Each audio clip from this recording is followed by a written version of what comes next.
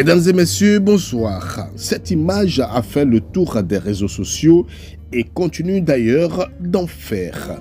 Nous avons voulu en savoir plus sur ce qui se passe. On voit ici la ministre de l'Éducation nationale, Madame Marietou Koné, en présence d'une institutrice dans une salle de classe, montrant du doigt une faute dans le tableau relatif aux effectifs des élèves de la classe.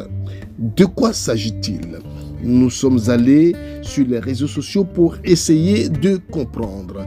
Nous sommes arrivés sur la page de Temoko Assalé, le député très puissant ces derniers jours qui fait parler de lui depuis cette affaire des data. Que dit le journaliste d'investigation? Institutrice livrée à la vindicte populaire, un acte répréhensible. Une photo de la ministre de l'Éducation nationale, Madame Marietou Koné, indiquant à une institutrice une erreur de calcul sur le tableau de l'effectif de sa classe circule depuis quelques heures sur les réseaux sociaux. Cette photo particulièrement subjective et dégradante pour l'institutrice fait le tour de la toile et est partagée dans de nombreux groupes WhatsApp, Telegram et autres avec des commentaires particulièrement violents. Ayant ainsi également cette photo, je n'ai pas voulu la commenter avant d'avoir pris le soin de comprendre dans quel contexte elle a été prise.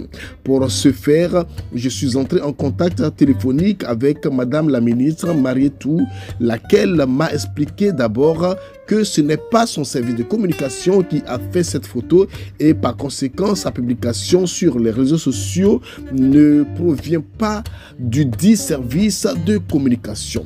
Ensuite, elle a expliqué qu'elle n'était pas dans cette salle de classe pour une inspection, mais qu'elle était dans la zone de Guitry en inspection d'infrastructures scolaires construites ou en construction et que c'est par pur hasard qu'elle est entrée dans cette classe pour s'assurer que des travaux y ont été faits. Que c'est en ressortant de cette salle que son attention a été attirée par le faible effectif affiché au tableau et qu'elle s'est alors aperçue de l'erreur dans la case absent, erreur qui a été rapidement corrigée par l'enseignante interpellée, laquelle n'a guère été blâmée. C'est donc avec une grande surprise que la ministre dit avoir découvert aujourd'hui qu'une photo de cette scène s'est retrouvée sur les réseaux sociaux sans que cela soit le fait de son service de communication qui ne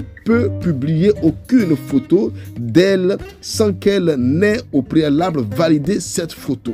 On en déduit donc que cette photo a été prise soit par quelqu'un parmi les membres de la presse qui ont accompagné la ministre dans cette tournée, soit par une autre personne présente sur les lieux et qu'elle a été publiée dans un but manifestement malveillant. Au-delà de l'erreur qui est manifeste et qui nécessite d'appeler les enseignants à plus de vigilance ou de concentration, le fait d'exploiter cette photo sans prendre la précaution de brouiller le visage de l'institutrice est une atteinte à la dignité d'être humain et est susceptible de constituer un acte de gravité exceptionnelle qui peut avoir des conséquences morales dramatiques sur l'enseignante ainsi livrée à la vindicte populaire.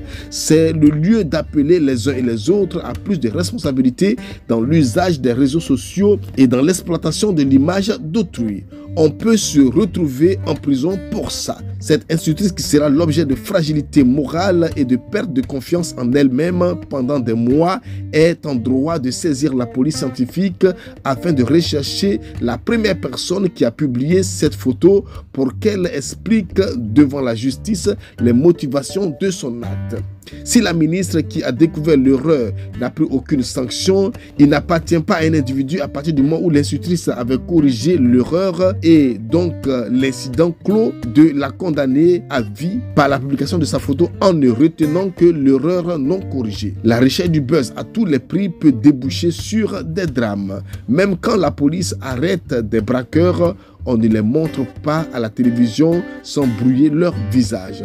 Faisons attention à ne pas provoquer des drames par simple recherche de buzz négatif.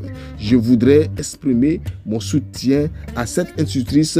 Nul n'est infaillible. Assali Tiemoko, député de la Nation.